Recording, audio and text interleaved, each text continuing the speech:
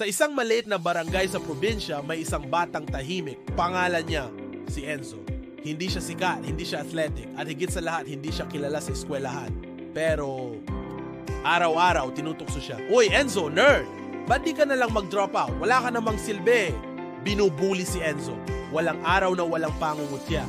Minsan umuwi siyang umiiyak, tahimik lang sa kwarto, nagtatago sa ilalim ng kumot.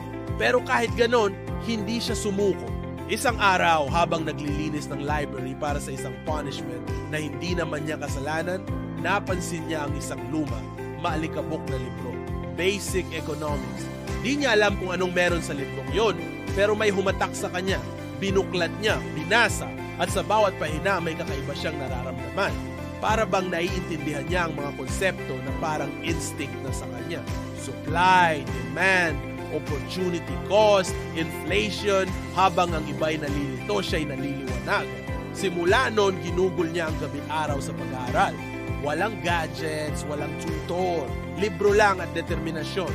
Nagtanong siya sa mga teacher, nanood ng mga libreng YouTube lectures at natuto kung paano umiikot ang pera sa mundo. Sa edad na 16, gumawa siya ng simple business plan.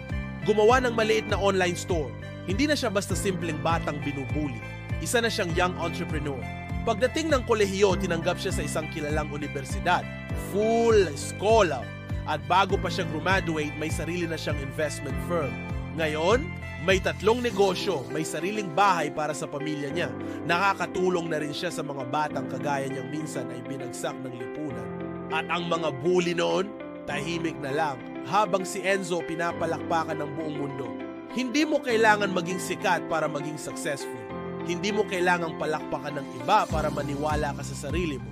Minsan, ang pinakamagagaling ay yung mga pinakatahimik. At minsan, ang binubuli ngayon ay magiging inspirasyon bukas.